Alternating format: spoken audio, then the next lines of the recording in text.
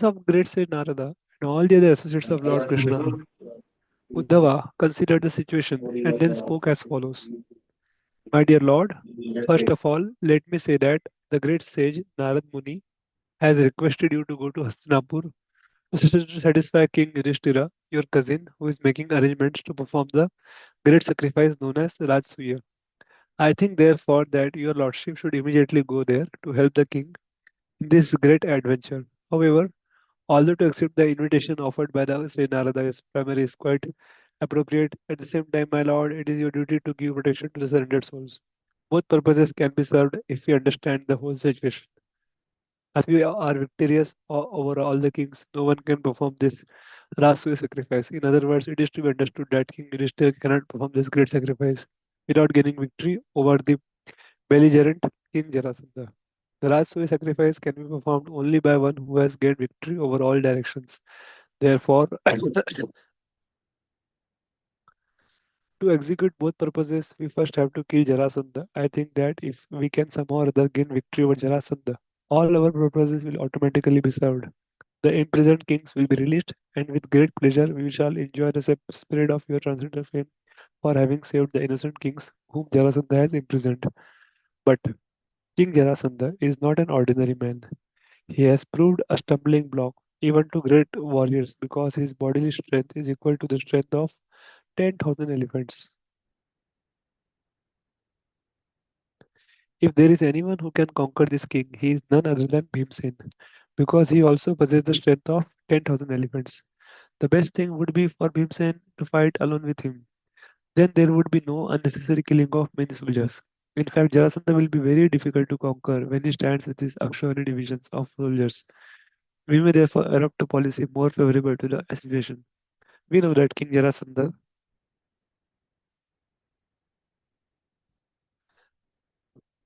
is very much devoted to the Brahmanas and very charitably disposed towards them. He never refuses any request from a Brahmana. I think therefore that Bhimsen should approach Jarasandha in the dress of a Brahmana, beg charity from him, and then personally engage in fighting with him. And in order to assure Bhimsen's victory, I think that your lordship should accompany him. If the fighting takes place in your presence, I am sure Bhimsen will emerge victorious, for your presence makes everything impossible possible. Indeed, Lord Brahma creates this universe and Lord Shiva destroys it simply through your influence. So here we are discussing that how um, Uddhava is suggesting Lord Krishna to conquer Jarasandha and also take help of Bhimsen so that he will be able to defeat Jarasandha without making any violence. And then they can peacefully perform Rajasuya Yajna as desired by Yudhishthir Maharaj. So, and Uddhava is the counselor of uh, Dwarikavasis. He is like minister, and he's giving very good counseling. He is also disciple of Brihaspati. So he is very sharp, very intelligent, and he's telling that by your support only, these two purposes. First is deliverance of all the kings who are captured by Jarasandha, and second is performance of Rajsuya Yajna can be possible. Okay. Um, so now you can read further the next two paragraphs. Let me zoom out. Yes, please read.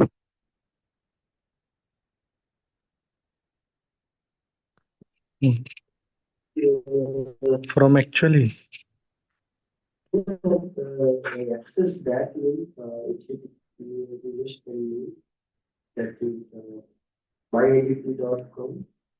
Hare Krishna, Prabhu. Yes, from actually you have to read.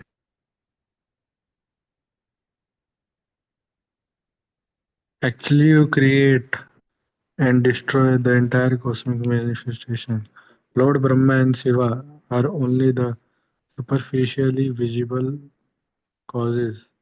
Creation and destruction are actually performed by the invisible time factor, which is your impersonal representation. Everything is under the control of this time factor.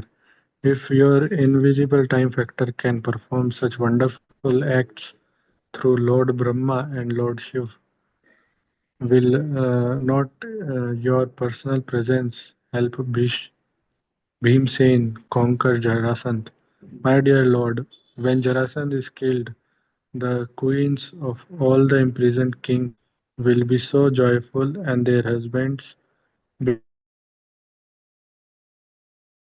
and they will all sing your glories. As pleased as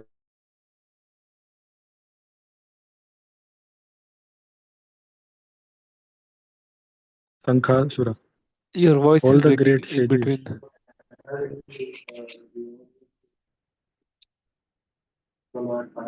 अभी प्रभु ठीक है. Yes, better. All the great sages, the kings of the elephants, Gajendra, the goddess of fortune, Sita, and even your father and mother were all delivered by your causeless mercy. We also have been thus delivered, and we always sing the transcendental glories of your activities.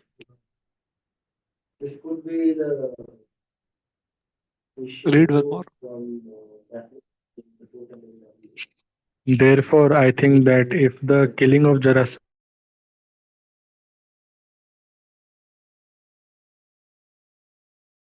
for the Rajshu is arranged in Hastinapur, it will be because of the pious activities of imprisoned or the impious activities of Jarasandha.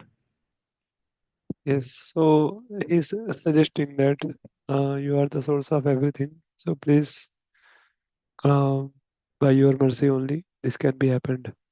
Okay, I will read further. My lord, it appears that you are to go personally to Hastinapur to conquer demonic kings like Jarasandha and Shishupal, to release pious imprisoned kings, and also to perform great Rajsuya sacrifice. Considering all these points, I think that your lordship should immediately proceed to Hastinapur. This advice of Uddhava's was appreciated by all who were present in the assembly.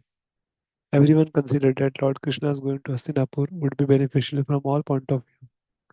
The great sage Nārada, the elderly personalities of the Yadu dynasty, and the supreme personality of Godhead, Krishna himself, all supported the statement of Uddhava. Lord Krishna then took permission from his father Vasudeva and grandfather Ugrasen, and he immediately ordered his servants Daruk and Jaitra to arrange for travel to Hastinapur.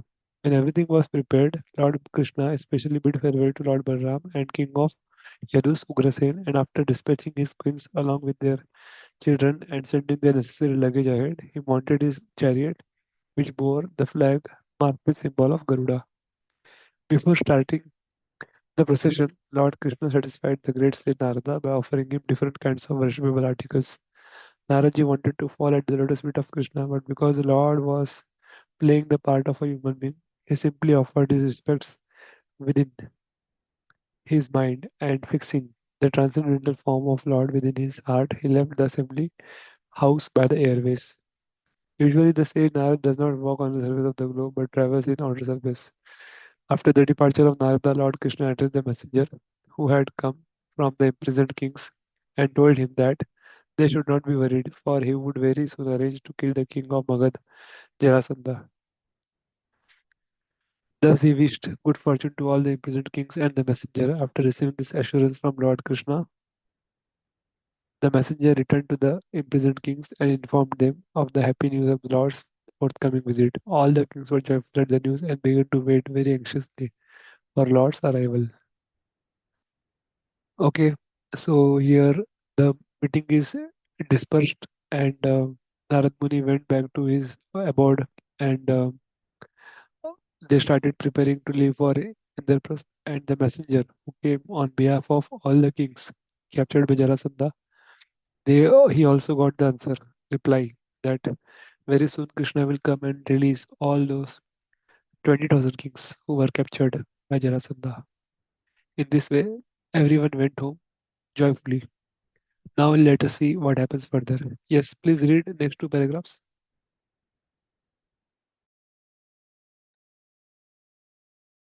The chariot of Lord Krishna began to proceed, accompanied by many other chariots, along with elephants, cavalry, infantry, and similar royal paraphernalia.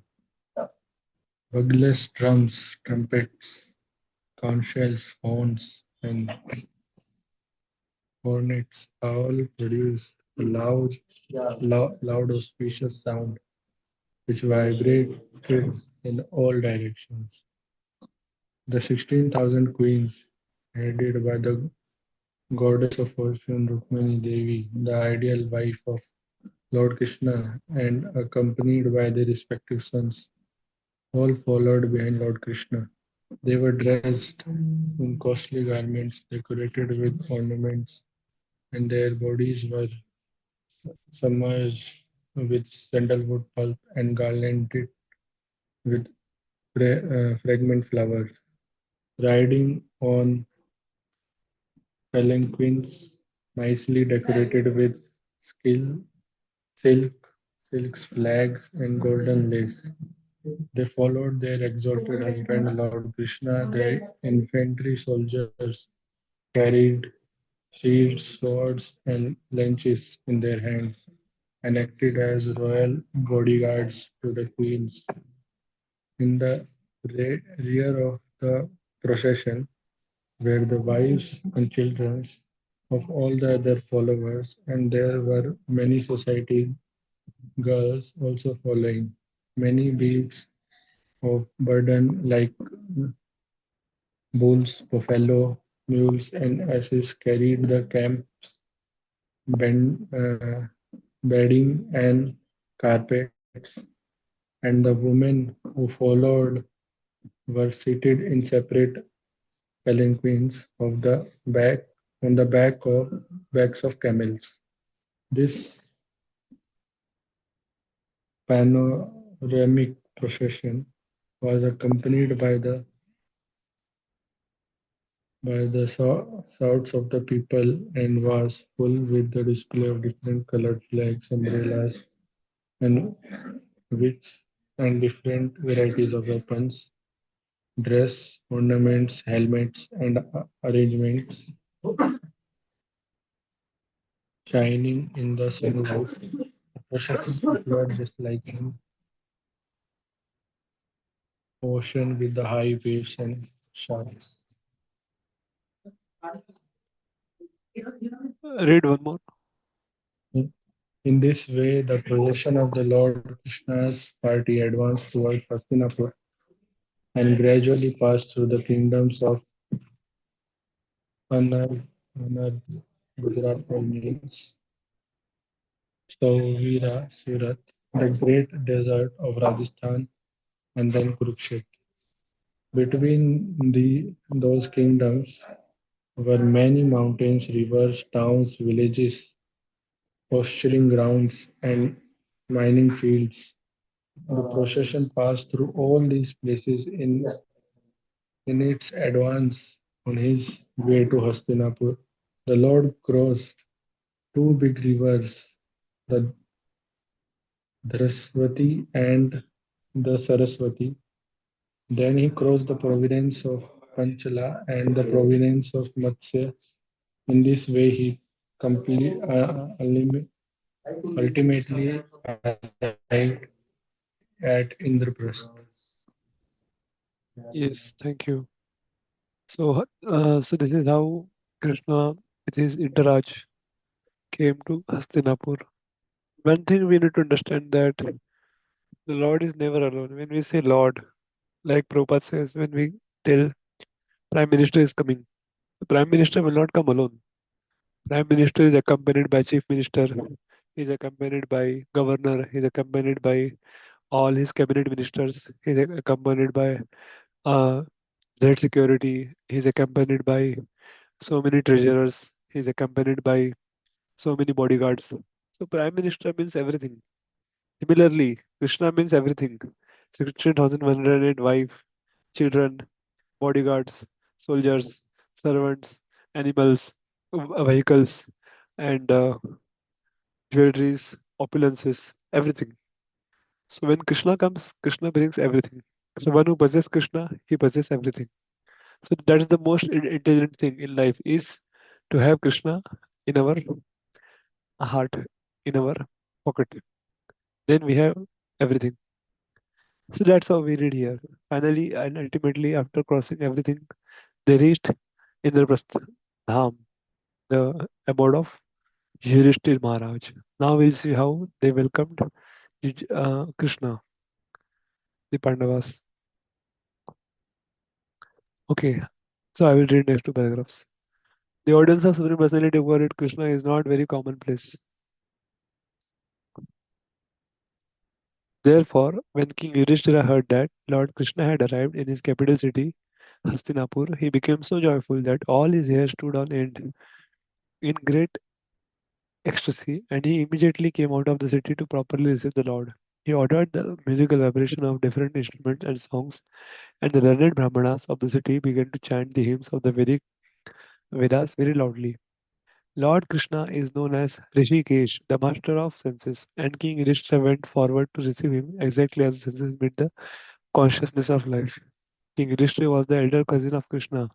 Naturally, he had great affection for the Lord, and as soon as he saw him, his heart became filled with great love and affection. He had not seen the Lord for many days, and therefore he thought himself most fortunate to see the Lord present before him. The king therefore began to embrace the Lord Krishna again and again in great affection. The eternal form of Lord Krishna is the everlasting residence of the goddess of fortune. As soon as King Yudhishthira embraced him, he became free from all the contamination of material existence. He immediately felt transcendental bliss and merged in an ocean of happiness. There were tears in his eyes, and his body shook in ecstasy. He completely forgot that he was living in this material world. After this, Bhimsen, second brother of Pandavas, smiled and embraced Lord Krishna, thinking of him as his own maternal cousin, and thus he was merged in great ecstasy. Bhimsen also was so filled with ecstasy that for the time being he forgot his material existence. Then Lord Sri Krishna himself embraced the other three Pandavas, Arjuna, Nakula, and Sahadev. The eyes of all three brothers were inundated with tears, and Arjuna embraced Krishna again and again because they were intimate friends. The two younger Pandava brothers, after being embraced by Lord Krishna, fell down at his lotus feet to offer their respects. Lord Krishna thereafter offered his obeisances to the Brahmanas present, as well as to the elderly members of good dynasty like Bhishma, Drona, and Dhritarashtra. There were many kings of different provinces such as Kuru, Sanjay, and Kekaya, and Lord Krishna duly reciprocated greetings and respects with them. The professional reciters like the Sutas, Magadhas, and Vandinas, accompanied by the Brahmanas, offered their respectful prayers to the Lord. Artists and musicians like Gandharvas as well as royal joggers began to play with their drums, conch shells, kettle drums, veenas, mridangas, and bagels, and they exhibited their dancing art to please the Lord.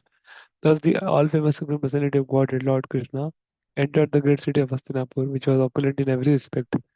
While Lord Krishna was entering the city, all the people talked among themselves about the glories of the Lord, praising His transcendental name, quality, form, and so on.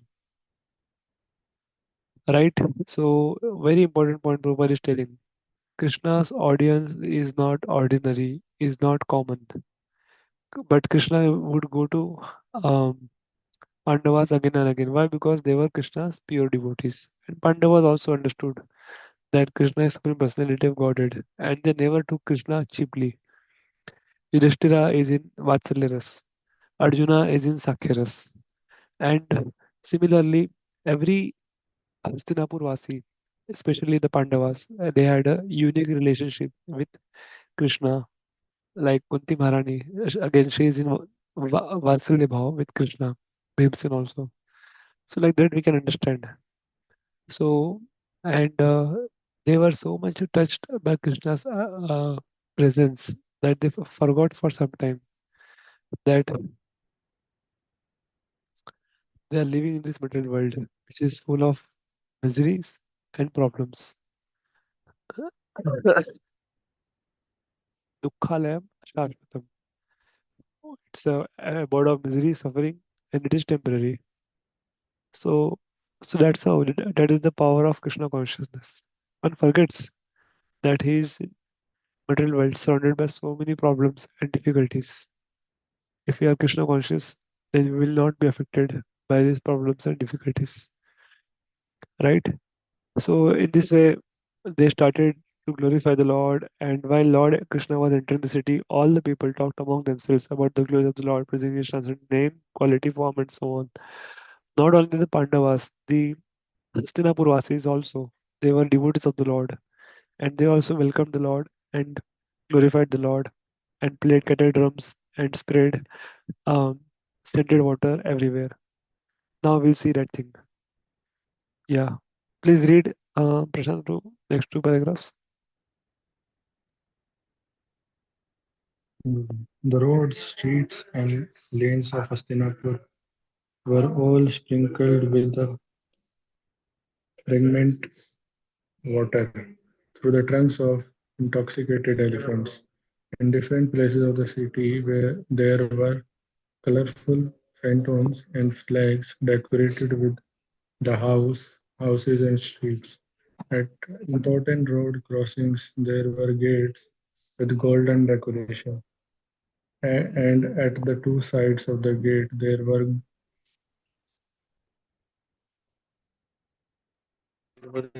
golden and at the two sides of the gate there were golden water jugs. These beautiful decorations signified the opulence of the city. Participating in this great ceremony, all the citizens gathered here and there, dressed in a colorful new clothing and decorated with ornaments, flowers, garlands, and fragrant scents. The houses were all illuminated by hundreds and thousands of lamps placed in different corners of the cornices, walls, columns, bases, and arch, architraves, and from far away the rays of the lamps appeared to be celebrating the festival of Diwali. Within the walls of the houses,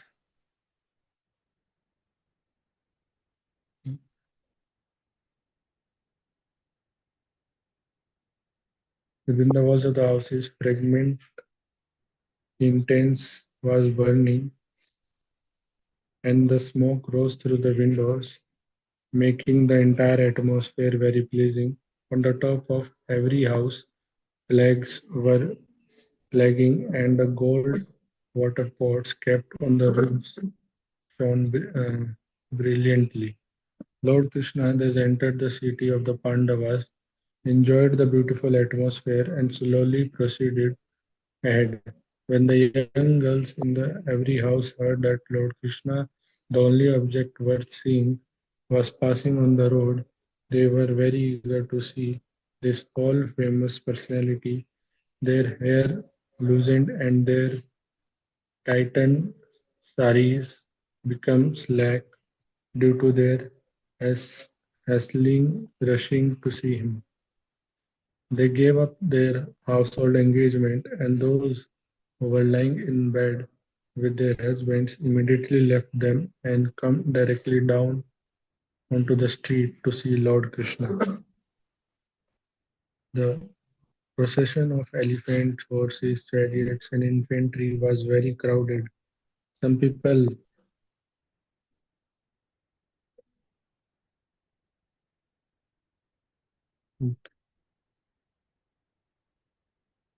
some people being unable to see properly in the crowd got up on the roof of the houses, pleased to see Lord Sri Krishna passing with his thousands of queens. They showered flowers on the procession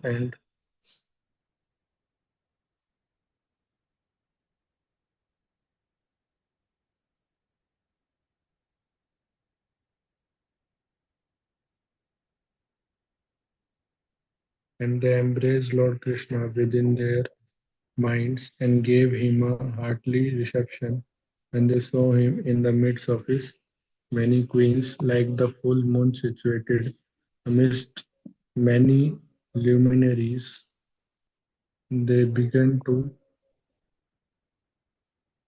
talk among themselves. Yeah, thank you.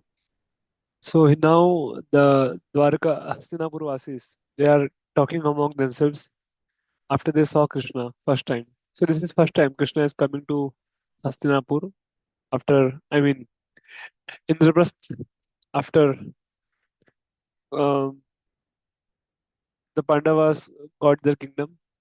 Um, before this happened, this whole episode happened before the Mahabharata, before Rasu Yagya. So let's see what they are talking. When one girl said to another, "My dear friend, it is very difficult to guess what kind of past activities these queens have performed, for they are always enjoying the smiling face and loving glances of Krishna. When Lord Krishna was thus passing on the road at intervals, some some of opulent citizens who were all rich, respectable, and freed from sinful activities presented auspicious articles to the Lord just to offer him a reception to the city. Thus they worshipped him as humble servitors. When Lord Krishna entered the palace, all the ladies there were overwhelmed with affection just upon seeing him. They immediately received Lord Krishna with glittering eyes, expressing their love and affection for him. And Lord Krishna smiled and accepted their feelings and gestures of reception. When Kunti, the mother of Pandavas, saw her nephew, Lord Krishna, Supreme Personality of Godhead, she was overpowered by love and affection. She at once got up from her bedstead, and appeared before him with her daughter-in-law Draupadi, and in in maternal love and affection she embraced him. As he brought Krishna within within the palace, King Yudhishthira became so confused in his jubilation that he practically forgot what he was to do at that time to receive Krishna and worship him properly. Lord Krishna delightfully offered his respectful obeisances, his respects and obeisances to Kunti and other elderly ladies of the palace. His younger sister Subhadra was also standing there with Draupadi, and both offered their respectful obeisances unto lotus feet of the Lord. At the dictation of her mother-in-law, Draupadi, at the indication of her mother-in-law, Draupadi brought clothing, ornaments, and garlands, and with this paraphernalia, they received the queens Rukmini, Satyabhama, Bhadra, Jambavati, Kalindi, Mitravinda, Lakshmana, and the devoted Satya. These principal queens of Lord Krishna were first received, and then the other queens were also offered proper reception. King Yudhishthira arranged for Krishna's rest and saw that all who came along with him, namely his queens, his soldiers, ministers, and his secretaries, were comfortably situated. He had arranged that they would experience a new feature of reception every day while staying as guests of the Pandavas. Hare Krishna.